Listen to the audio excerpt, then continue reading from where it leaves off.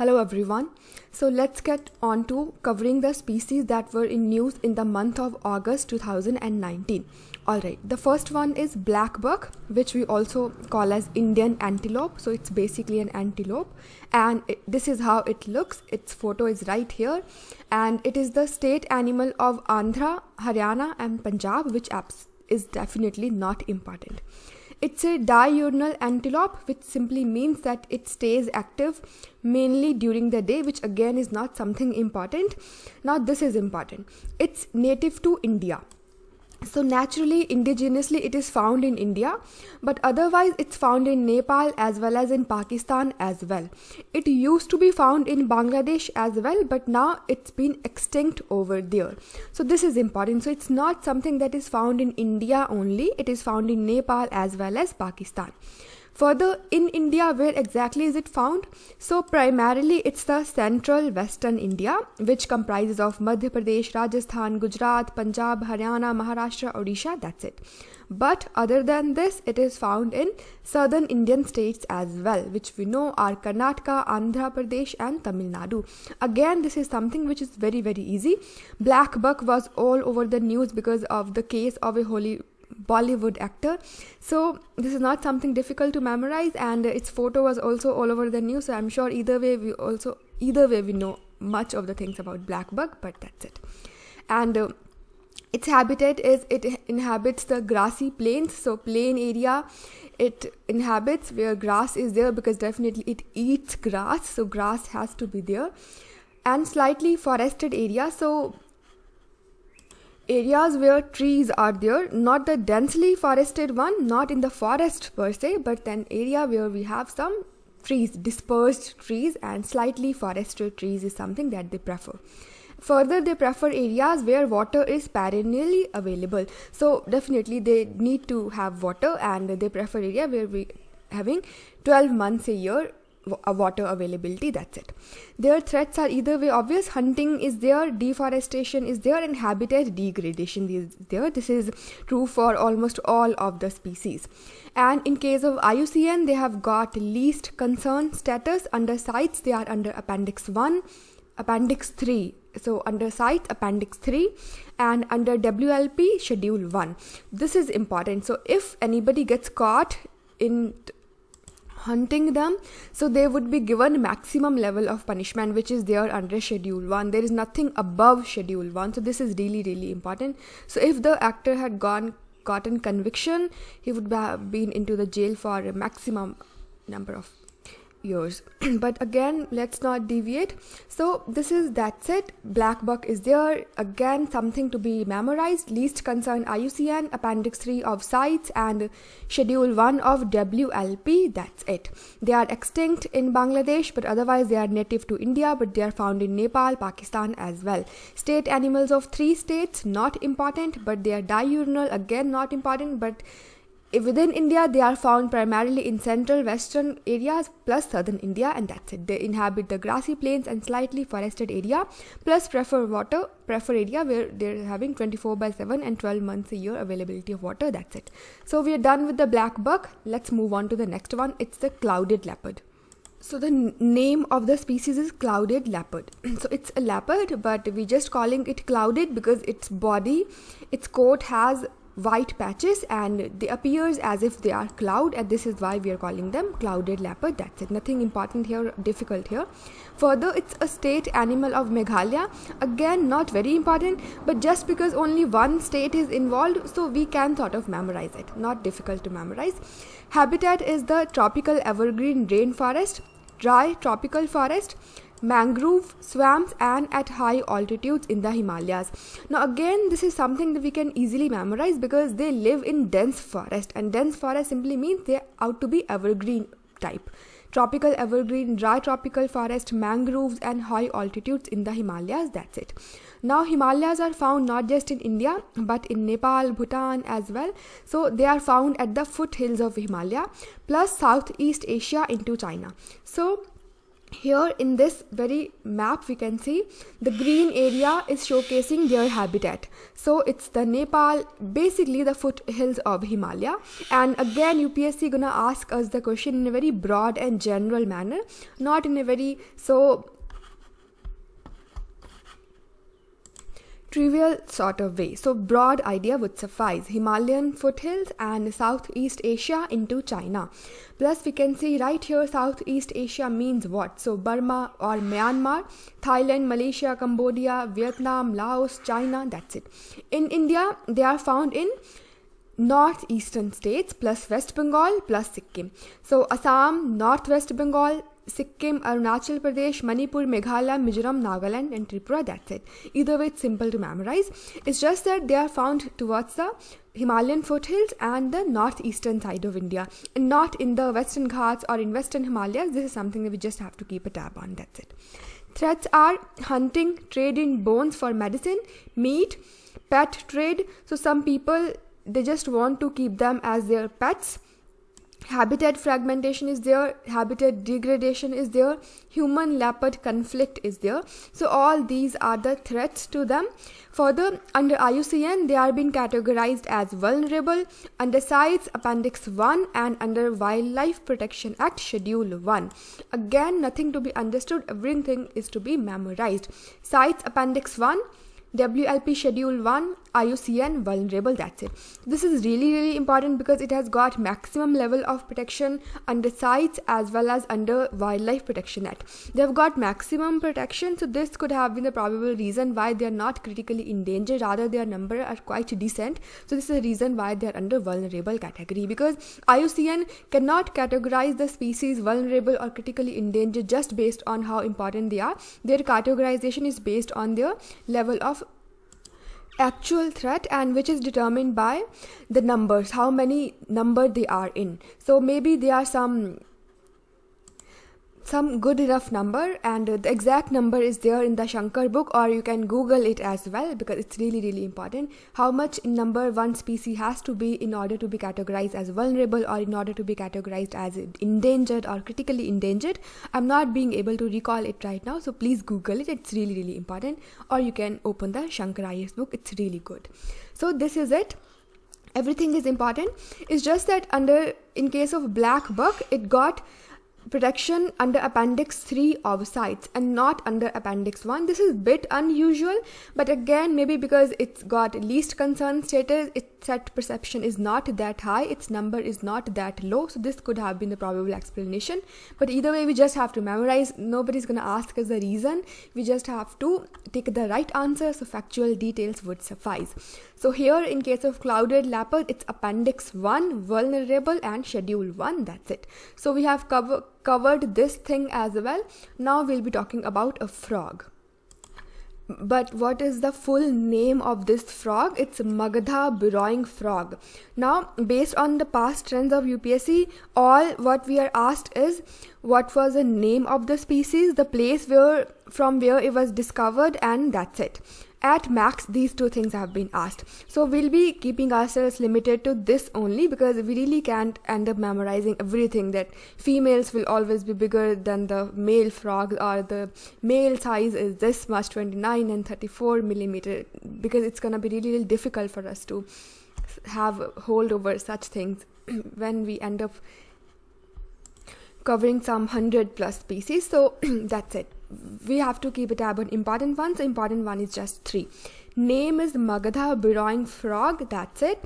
When was it discovered? 2005. From where? From the Jharkhand's Koderma district. Basically, recently a new species of burrowing frog has been confirmed in Jharkhand, Chota Nagpur Plateau, that's it. So Jharkhand is our keyword here, and either way we know Chota Nagpur Plateau is there in the Jharkhand. Plus, why we're calling it Magadha?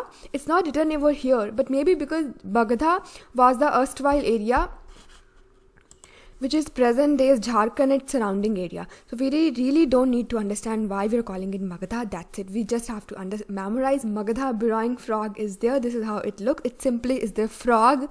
We're not zoologists to look into its details. It was discovered in the 2015. From where? From the Chota Nagpur Plateau Jharkhand one, because Chota Nagpur Plateau is spread across 3 or 4 states maybe. We should be knowing which states exactly, so please let me know in the comment section if you know, and if we don't know, we can simply search it. That's it. Nothing difficult here again. So that's it. We're done with the frog as well. It's a new species of a genus, and we really don't need to understand the genus part here. It's a difficult one, and Magadha burrowing frog would suffice, and that's it. Alright. Also, it's written over here that Jharkhand's Koderma district. So we got to know one thing more, that Koderma mines are there in the Jharkhand. That's it. Moving on to the next one, and this is a peacock. Peacock parachute spider. It's not a peacock, it's a spider, but we have just called it peacock parachute spider. Or Guti tarantula. So this is important. Guti tarantula is what? It's a spider. It's endemic to Andhra Pradesh. Now, it's a human being. It is us who categorize a species as endemic to some particular place. But it can be a possibility that that particular species has been found at some other place as well, right? So it may not be known to the human beings, and this is what exactly has happened. So up till now, it was endemic to Andhra. As per we human beings, it was only the known habitat that we know of, but right now what has happened is it has been spotted in the Tamil Nadu as well. So this is the context. Recently it was spotted in the Pakka Malai Reserve Forest in Villupuram district of Tamil Nadu. That's it. But as such, up till now it used to be found in the Andhra Pradesh only. That's it. IUCN status is very, very important. Critically endangered, extremely important. Any species with the critically endangered IUCN status, it has to have a maximum level of protection. To give the protection, we should be knowing its habitat, right? So this becomes important. Peacock parachute spider, Guti tarantula is what? It's a spider. It is found in Andhra, but it has been spotted in Tamil Nadu as well. And what are the threats? Its habitat loss and degradation, because its habitat is the degraded dry deciduous forest, and we know the deciduous forest, we are either way cutting those forests for lot of purposes, so habitat loss is either way so obvious, and it is true for all the species on planet Earth. For logging and for firewood, for harvesting, plus they are collected by international pet traders as well, because some people just have this weird habit of keeping these animals as pets. They are genus, not very important. What their genus is, we really don't need to memorize, and even we don't even need to read it out because it's gonna be difficult. They are biological pest controllers. It's like they naturally eat out the pest and they protect our crops. So they are the biological pest controllers, just like the snakes. That's it. We are done with the peacock parachute spider as well. It's really, really important because of its IUCN status, critically endangered. That's it.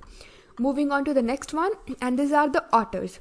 Otters and the rhinos will be covering in a separate video because it's really, really important, both of these animals. Now we are on to Indian star tortoise. So it's a tortoise, and this is how it looks. Its body has a star pattern, and this is why we are calling it star tortoise. It is found in the Indian subcontinent. So it's not just in India, it's Indian subcontinent. It means Pakistan, India, Nepal, Bangladesh as well. And either way, it's obvious that it's there in the Pakistan, Sri Lanka. Broad idea would suffice that it's not something found in India only, it is found in some other neighboring states as well.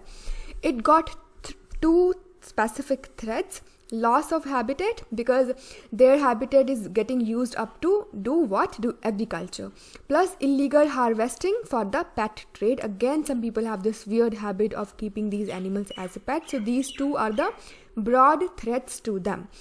Why exactly we are studying it? Because it's important. Either we have to study, but context is India is proposing the upgradation of its status under CITES. Right now it's under Appendix 2 or Appendix 2 of CITES, and India want it to be upgraded to Appendix 1. That's it.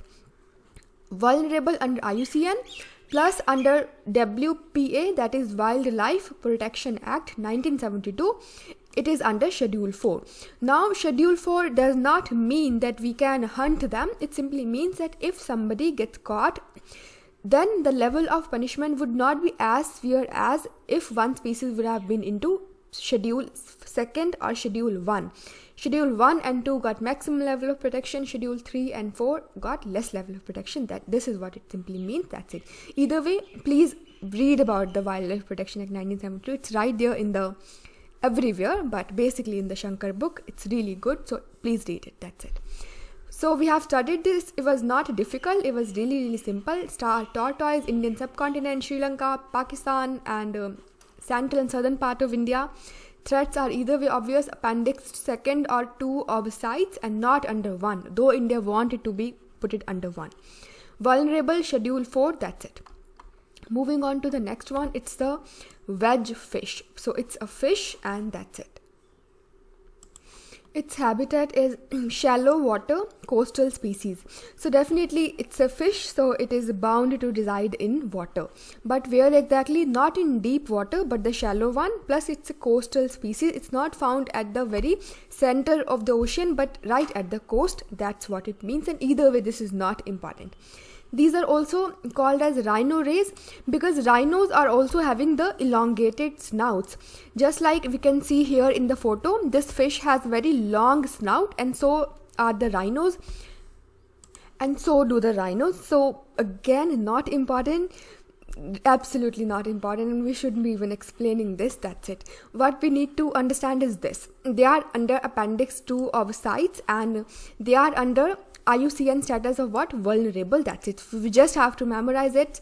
Appendix 2 CITES and vulnerable IUCN red list. That's it. One more point is important, that is this: found where? So definitely in coastal water, shallow water, but where exactly? In northern Indian Ocean. So Indian Ocean would suffice, and the Pacific Ocean. That's it. So Indian Ocean, Pacific Ocean, that's it. Threats are what? Loss of free flowing water, increasing agriculture and urban pollution. Again, nothing for me to explain. It's quite self-explanatory. Even if we end up adding 2-3 more, that too would be true. So this is it. We have studied wedge fish as well. This is how it looks, and appendix 2nd of CITES, vulnerable. These 2 points we just have to memorize. Rest everything is quite simple, and either way it's not very important.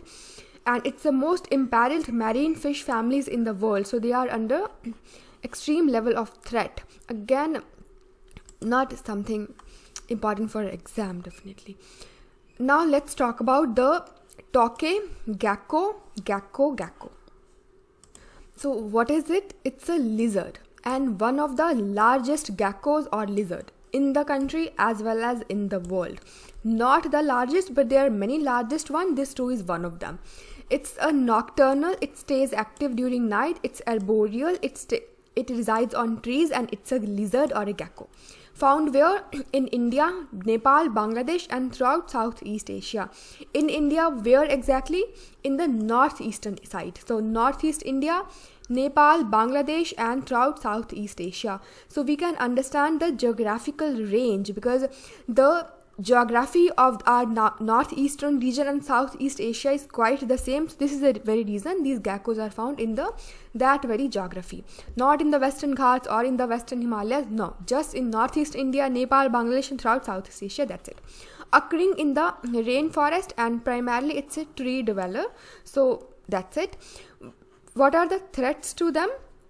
Because there is this conception or a misconception that these geckos, they can be used to develop some traditional Asian medicines, and that can give human beings some energy drinks for treatment for diabetes, for cancer, treatment of cancer, HIV AIDS, and that's it. So this is the very reason, because of there being so many uses, people just want them in order to develop the Asian medicines, and this is the very reason they are being hunted and they are under threat.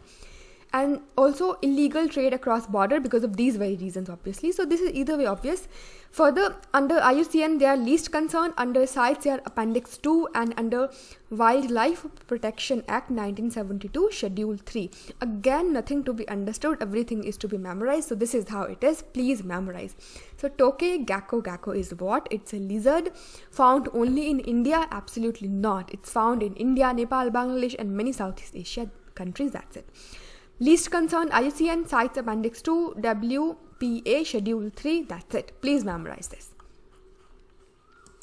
So it's the Indian rosewood. Now it's really important, extremely important. So question can be asked onto the rosewood. We also call it shisham. So that's it. Most important thing is this. It's a deciduous rosewood tree. So it's not an evergreen tree or any other tree. If a question comes, most probably first statement would be this. It's a deciduous tree or an evergreen tree. So we just have to memorize it's a deciduous variety. That's it. It's native to Indian subcontinent. So we know Indian subcontinent comprises of not just India but neighboring states as well. Plus, it is also grown in Nigeria, Kenya, Vietnam, Philippines and other parts of tropical Africa. So it has got a very broad base habitat. That's it.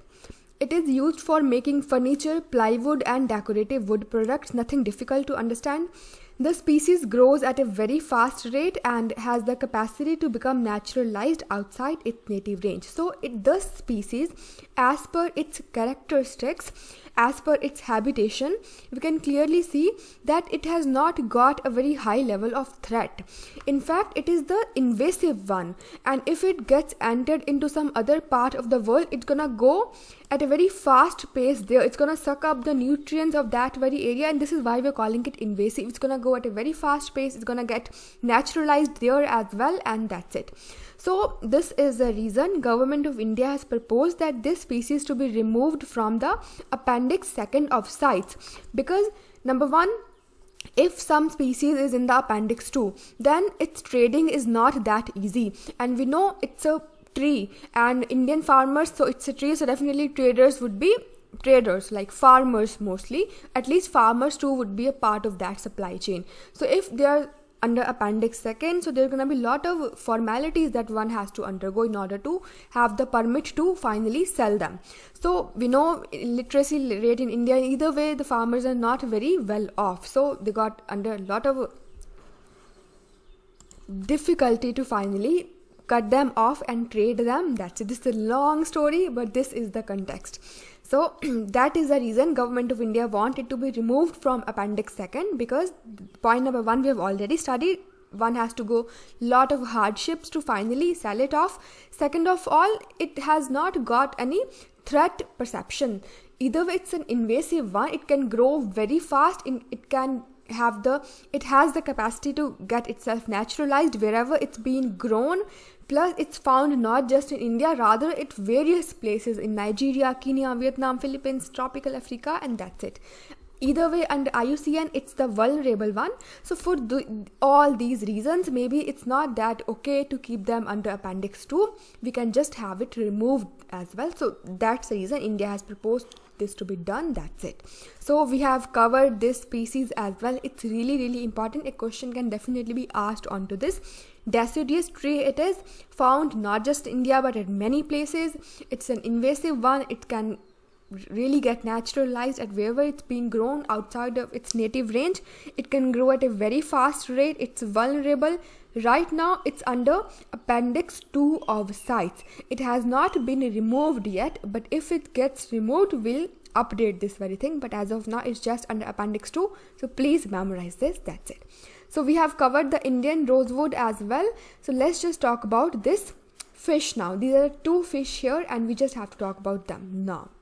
So what are the names of these species or these fishes? So it's the Glyptothorax gopi, alright, and the second is Gara cymbalbarensis. So these are what? These are fishes, and discovered from where? From the northeastern and the northern part of the country.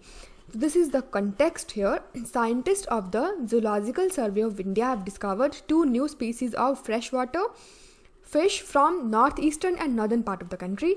So let's talk about Glyptothorax gopi first. It's a new species of catfish, alright. It was found in the Mizoram's Kaladan River. That's it. So we got to know one more thing here, which I'm sure we either will know because this thing was in news because of the Kaladan Multi-Modal Transport Project, and I'm sure we know what this is, but let's just not deviate. So it's been found from where? From the Mizoram's Kaladan River. That's it. This would suffice that Glyptothorax gopi, which was discovered recently, is what? It's a freshwater fish discovered from where? From the northeastern India, Mizoram. That's it. Its upper body is of the dark brown color and the lower body is of the ventral, or the lower bodies of the yellowish light brown, which is absolutely no need to memorize. Now let's talk about the second one. So we have talked about this one here, Glyptothorax gopi, and this is how it looks. Second one is Gara cymbalbarensis. It has been discovered from the Himachal Pradesh Cymbalbara river. That's it. So Cymbalbara river is where? It's in Himachal Pradesh, and this is where from this fish species has also been discovered. Again, nothing to be understood here specifically, and it's really not important as well, but still we have covered it. God forbid if UPSC asks us, at least we'll be having a fair bit of idea now. So Glyptothorax gopi, Gara cymbalbarensis, these are the freshwater fishes found from the northeastern and the northern part of India. Northeastern means Mizoram. Here we're talking about the Glyptothorax gopi, and the northern means Himachal Pradesh, and here we're talking about the Gara cymbalbarensis, because Cymbalbara is a river, and this is how we can get the hint, as the Cymbalbara river is there in the Himachal Pradesh. That's it. Let's now talk about this. It's the marmoset. It's the Miko munduruku. Now this is really good, and this is how it looks. It's a monkey. It could not be a monkey though. It's a marmoset, and maybe if somebody is from the zoological background, then they get really particular about these details. It's not a monkey, it's something else. So maybe it was an error on my part, so let's not deviate. It's a marmoset, and it has been discovered from where? From the Amazon. It's a new species of marmoset. That's it. And where exactly in Amazon? From the Brazil's Para state. That's it. And what are the attributes or distinctive features of this new species of marmoset? There's just one, that its entire body, it's a white color, but even its tail is also of the white color. Other marmoset, they are having black tail, but this marmoset, even its tail is of the white color. That's it. This is its distinctive feature. And it also has white feet and hands, white forearms, and a beige yellow spot on the elbow. Now, I'm sure all of us know how important this is. So that's it. Marmoset new species has been discovered from where? From the Amazon, Para state, and that's it. This is how it looks. Let's talk about this now. So it's the Adraticlic bolafa. What is it? It's not a new species. As we can see right here in the photo, it is a dinosaur.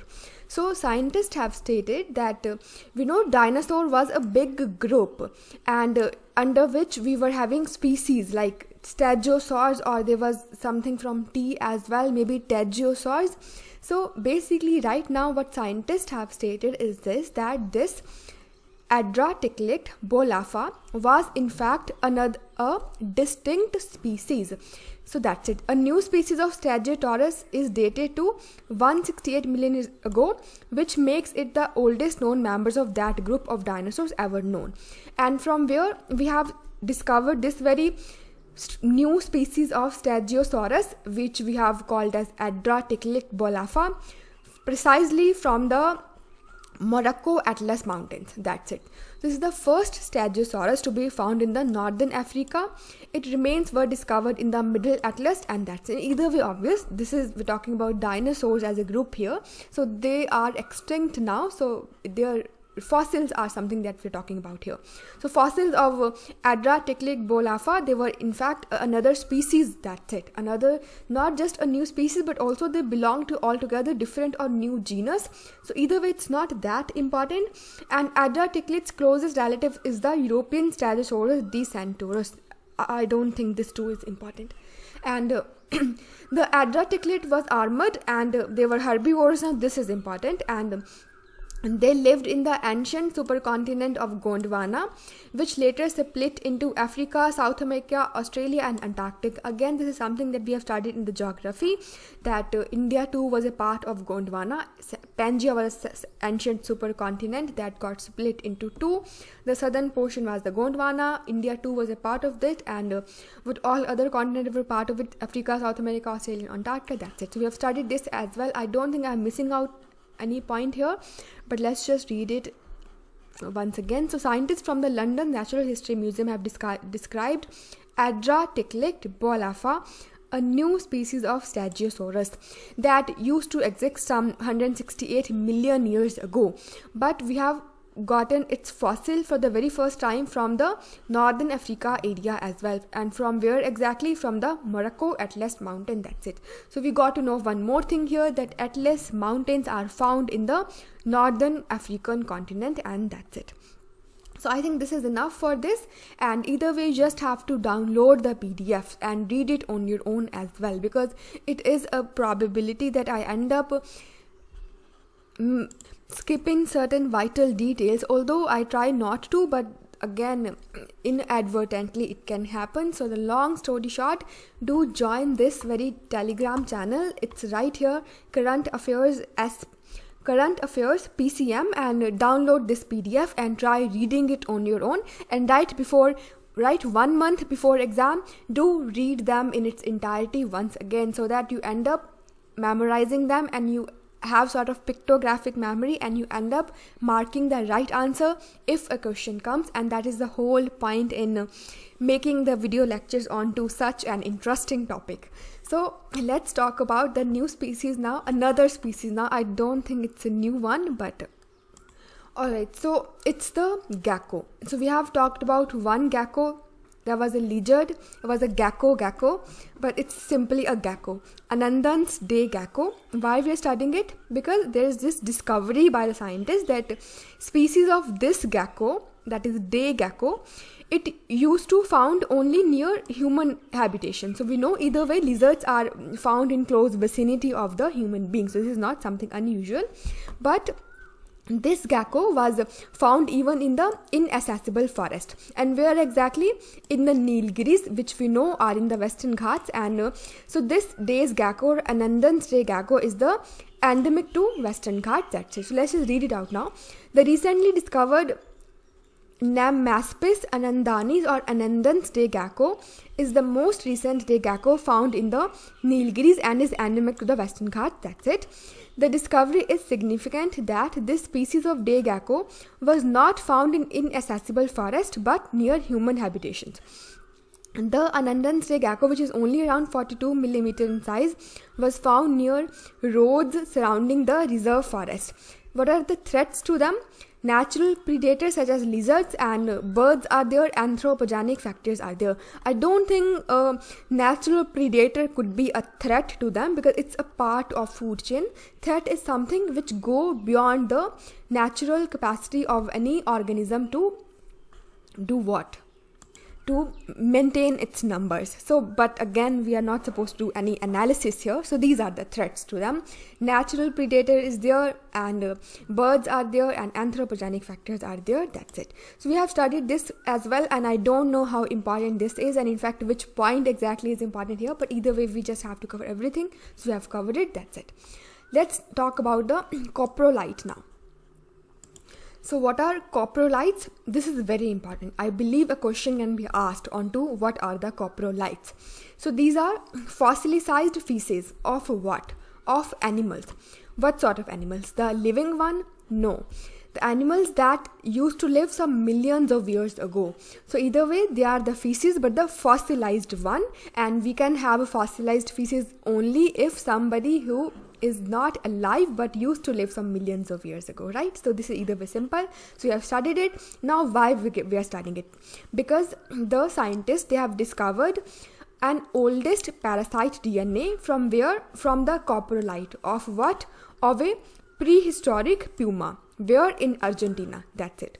So coprolite of a prehistoric puma was found in Argentina, and from that coprolite we have got a holdover DNA of an oldest parasite. Now why we need to study this? because by analyzing this thing, scientists can get a hold over various things. For example, what sort of animals used to live that time, what were their eating habits. So all these things that scientists can get a hold over, but let's just read it now. Scientists can analyze and study the shape and size of coprolites, alright, and depending on the location they were found in, scientists can figure out the animals from which they came, as well as uncover what those animals ate. Alright, for instance, if there are bone fragments in the feces, it tells scientists that the animals might have been a carnivore. Tooth marks can reveal how the animal ate.